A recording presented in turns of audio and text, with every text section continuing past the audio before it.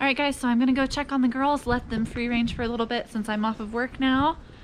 Look at them, they are itching to get out. I'm coming. I'm coming. All right, go enjoy. And there they go. So my plan for this afternoon is I'm really gonna winterize this chicken coop. This side of their chicken run, I'm going to cover with a clear plastic, almost like something that you would use when you're creating a greenhouse. And that is going to help block the wind and block some of the moisture so that when they're in their chicken run, they have a whole area where they're not getting hit with wind and really cold weather. And I'm probably going to come around the bottom right here and also add plastic so they'll have like a little cave to get into out of the wind and out of the weather because we're getting this cold front this weekend. The chicken coop, the very front of it, I have a sign that in the colder weather I put over the windows just to block the excess opening in the window. I do keep a little bit of gap in the front because I do still want their chicken coop to have some ventilation. A lot of mistakes that new chicken owners make when they think the cold weather's coming, they seal up their entire chicken coop and they have no cracks whatsoever. And that is not the best decision because as your chickens are in the coop, they're going to create body heat, which is going to actually heat up your coop a little bit. And when it's super cold outside and the inside of the coop is warm from having chickens in it, you're going to create condensation and moisture is not good with cold weather for chickens. It creates respiratory issues. So instead, I'm going to leave the gap over here so that fresh air can come in and out, but I am going to cover these screen door windows. Last winter, these were solid doors, and when our new summer season came this past year, we went ahead and cut holes in those solid doors to add ventilation because of how hot the summer was. But the girls did really well with solid doors last winter, just to kind of help keep the draft out of the chicken coop. They will snuggle for warmth, and they do pretty good during the winter time here. Right, girls? But we do want to help them prepare because having a big open hole in the door, screen doors, would not be good when it gets down as low as it's going to get. So tonight we're expecting temperatures as low as 20 degrees. I know you guys probably think I'm really wimpy being in Texas and saying, oh, we got to prepare for the winter weather, it's 20 degrees, and you're out like -40 somewhere. That's pretty cold for us here in Texas, and I know that for chickens that's not that cold, but we're not used to it. And having 90-degree weather 24 hours ago and going down to 20 degrees tonight, that's going to be a big change for the girls. So we want to set them up for success as best we can, and we're going to eliminate drafts but keep it a little ventilated. And so that's what I'm going to do right now. Look at them. They always hang out where I'm standing, and they think that I'm always giving them treats, so they're looking for food. Y'all guys eating hay? We store their hay under this little lean-to, and it's our little hay shed, and somebody keeps getting in there and they scratch all the hay out. They eat the hay that comes out. Let me see if y'all got any more eggs. Let me look. Oh, we have Miss Pippin there right now. I got 3 eggs earlier, so that's good. I need to clean that out. Look at all the feathers. Somebody's molting crazy. I say somebody, but I know. So these 3 are molting right now. My nose is running from how cold it is, and it's only in the 30s right now. I am gonna go and pick my peppers. I picked my spaghetti squash during lunch, but I didn't have time to pick my peppers during lunch, so I'm gonna do that because I don't want them to freeze tonight and then thaw out and be really like lost, wasted, mushy. We don't want mushy peppers, Evie. We don't want mushy peppers. Oh my goodness. Another project for this weekend is we are going to put some bricks right here because I think it's both the chickens and the dogs are digging right here. Just gonna put that dirt back in the hole for now, because that is not gonna make our winter weather priority list today. We are under a winter storm warning until Wednesday. Today's Monday, so isn't that crazy? Mid-October. Honestly, we did have a later first frost this year than we had last year. Last year, I think we got our first frost around the 10th of October, and that's to be expected because our average first frost date here in Western Texas is October 13th. So last year it was the 10th. This year it's going to be the 26th. So we got a little lucky, got a few more weeks out of the season than we did last year. How are you doing, Saniza? I am going to be looking at Saniza pretty hard. Her breed is prone to frostbite. You can see her comb is quite a bit larger than our other chickens. And because her comb is that much bigger, it's a little more likely that if it gets really cold, she could potentially get frostbite. Now, Miss Odette, we're not worried about. Look at that little pea comb. She's gonna do all right.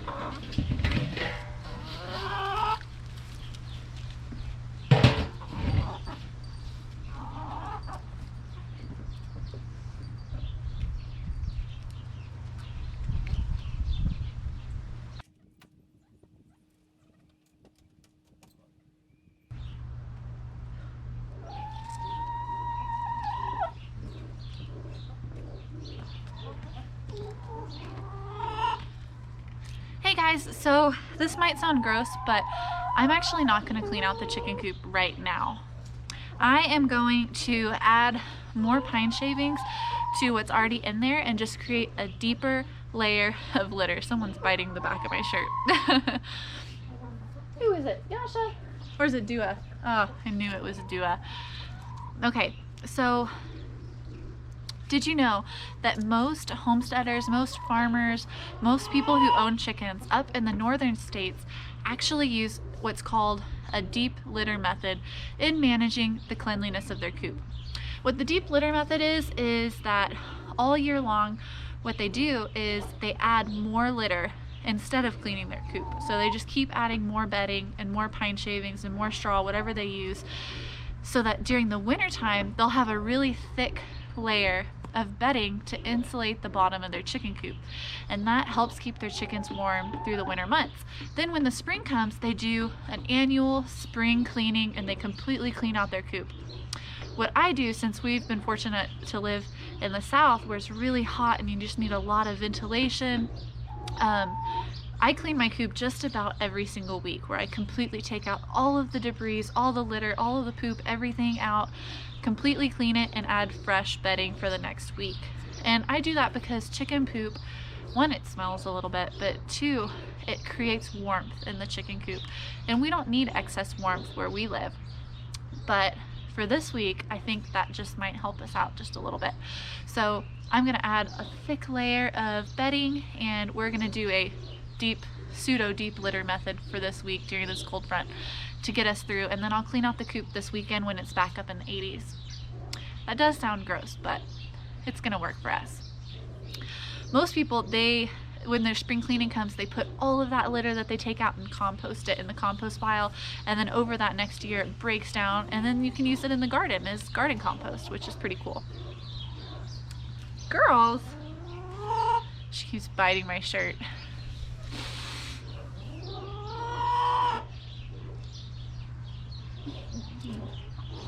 It's Ariel this time. Stop biting my shirt, you're gonna mess up my sweater. You're gonna mess up my sweater. That's right. Well, let me get to this because it is getting colder by the minute. Now, the reason why I'm still gonna clean out this coop this weekend and not just go full on deep litter method for the rest of the winter is that this is just a cold front. We are expecting temperatures back up in the 80s this weekend, and we'll probably get several more cold spells followed by warm spells before we're in the heat of winter where it will be consistently cold for a few weeks. That's how our winters go down here. So I'm going to deep litter method as we see fit, but overall we still need to be able to quickly set up the coop for warm weather.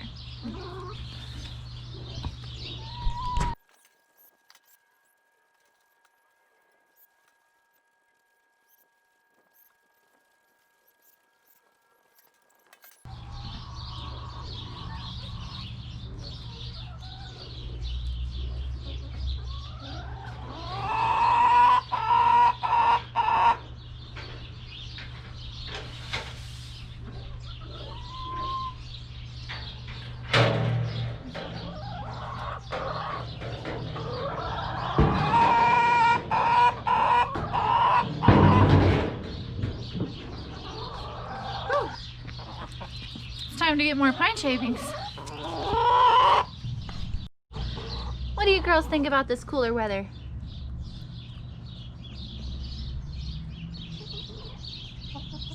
I don't think they've learned English yet.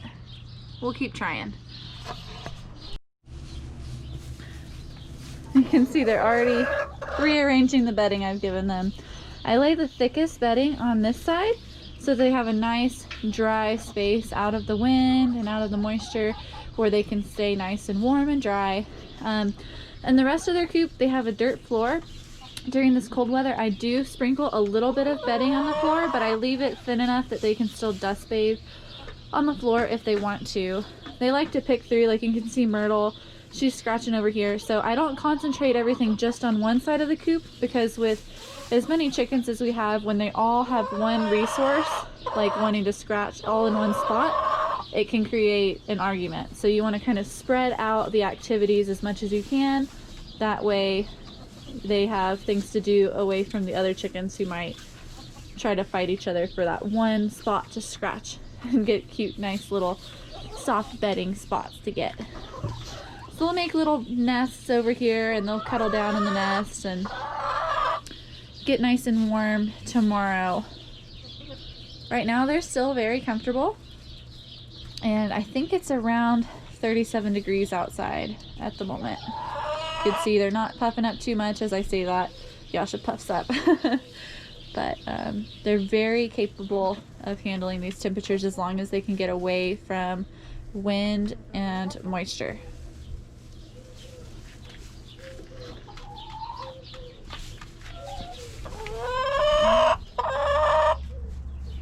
You got a lot to say, Pip. I think Pip was about to lay an egg. She was doing her egg song a little minute ago, and like she's thinking about going back up into the coop. She got mad at me because I added more bedding in the coop, and so she didn't have the privacy that she wanted, so she left and started clucking for a little bit, and now she's settled down and it's probably going to go try again to lay an egg in a minute.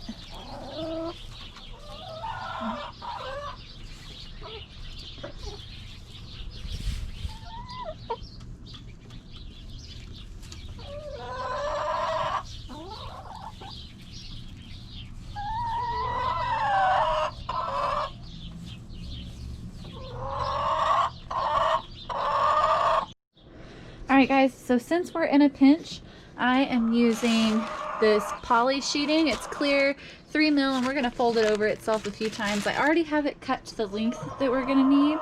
Now I just need to attach it to this.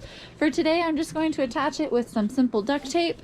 In the past, last year, what I did was I actually bought a clear shower curtain, and I hung it upside down with the rings on these hooks, and I duct taped it to the top of this roof, and that was very secure for most of the winter time until the spring.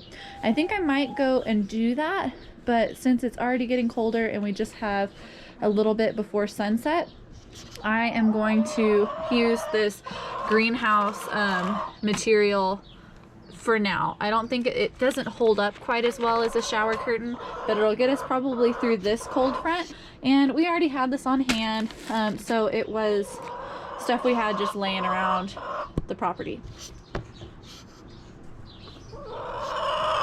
What is it, Pip? She's not happy about this clear sheet that I have over here. She keeps looking at it. Pip, you need to go lay an egg. You're grumpy. Alright everybody, are you ready to see the finished product on how we quickly winterize this coop for this cold front? Let's go take a look. So we still have the burlap covering to kind of act as a little bit of a windbreak, and it offers shade for the girls. And I also went ahead and put up this clear poly plastic to block the wind, but it also lets light through because the girls need as much light as they can get as the days get shorter around this time of year. I secured the bottom with bricks because the tape didn't stick very well down there, but I did secure it with tape on the higher portions. And like I said last year, I did this with a shower curtain. I planned a little bit better ahead. This time last year, the girls were really young, so we were taking every precaution and went ahead and used a shower curtain. We already had this poly plastic here, so we went ahead and used that.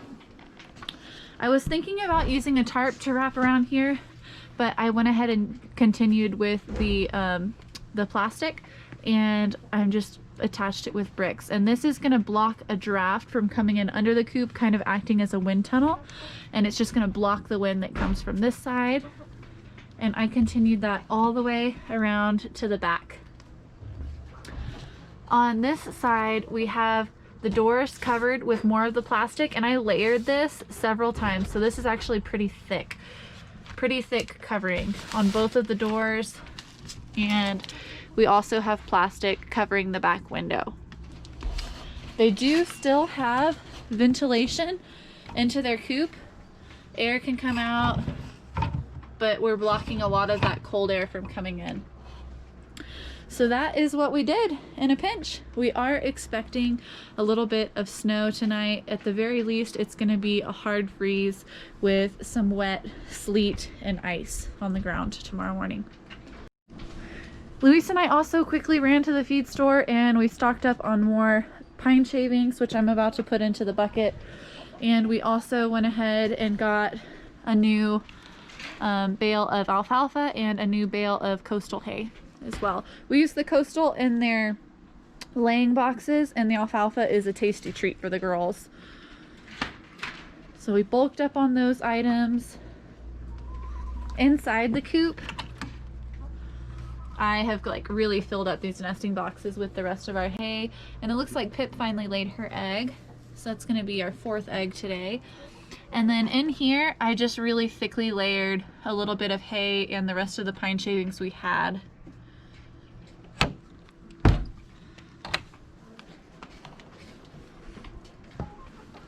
And the girls, they're not really bothered by this weather, but we are really taking big precautions because we are expecting up to 50-mile-an-hour winds. It's going to be really, really windy and icy and wet tomorrow, and the high tomorrow is 34, so we're just trying to really prepare.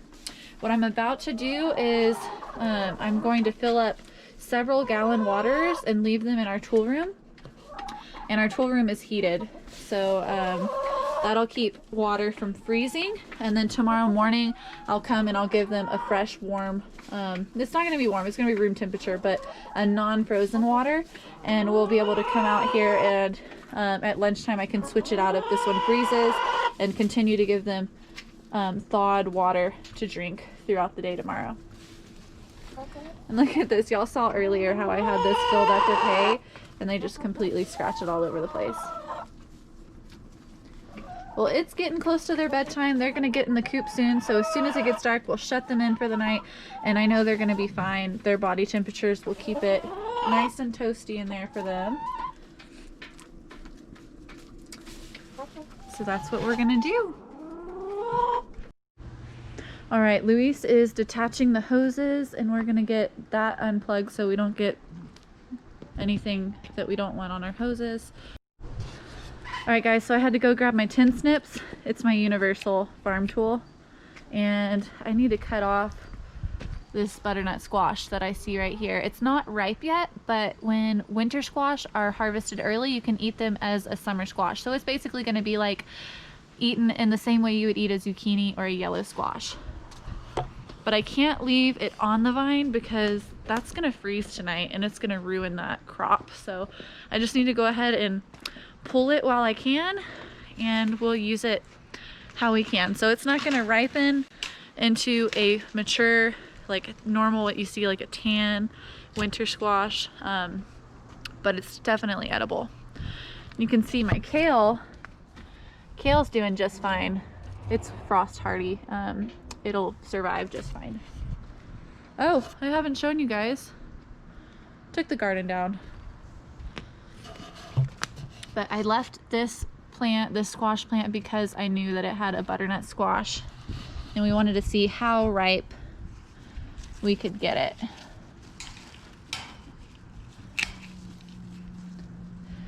So let's see how I can do this. I don't know that that's gonna fit through. It's not gonna fit through the bars, you guys. Oh my gosh. How am I gonna get this out? We're gonna have to shimmy up.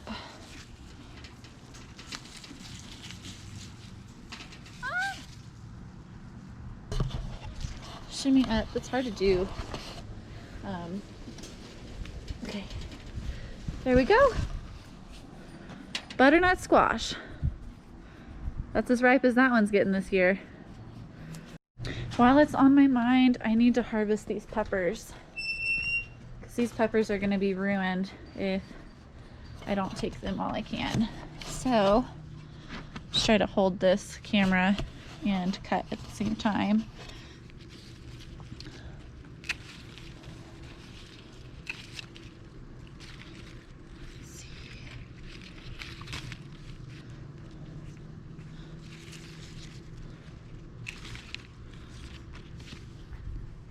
So I got 4 right away, and let me see what else we got.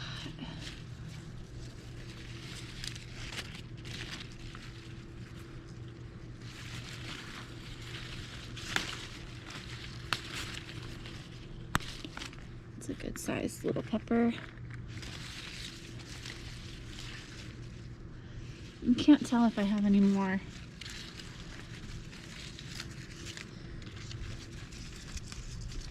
I think that might be it.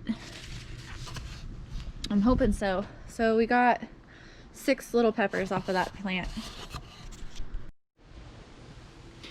Thank you guys so much for watching this video and seeing how we set up our chickens for the winter weather, or how we set it up this time. I think whenever this weekend is over and that cold front passes, I'll spend a little more time really getting it ready for the winter, but I don't want to do anything permanent yet or semi-permanent because it's just going to get hot again this weekend. So I don't want to really nail anything down. We're just doing a quick thing to get through this cold front. Now, a lot of people wonder, why don't we just put a heat lamp in our coop or on our coop and keep the chickens warm with a heat lamp? Well, we personally don't do heat lamps on our farm after the brooder stage with chicks, because that to us is a huge fire hazard. A lot of things can go wrong with heat lamps, and chickens really don't need it unless you're well into the negative temperatures. And here where we live, the coldest this winter's probably gonna get is 15 degrees. So it's not even at 0 or below 0. We also don't use heat lamps because, besides the fact that they're a huge fire hazard, what happens if the power goes out? You've conditioned your chickens to be on a heat lamp, and then whenever the power goes out and the heat source diminishes and it gets really, really cold, they're not used to that cold weather and they can go into shock. So we try to keep it as natural as possible, keep them in a well-ventilated but draft-free insulated coop, and that's all they need. If you enjoyed this video, don't forget to like and subscribe, and until next time, you'll have a great night and stay warm.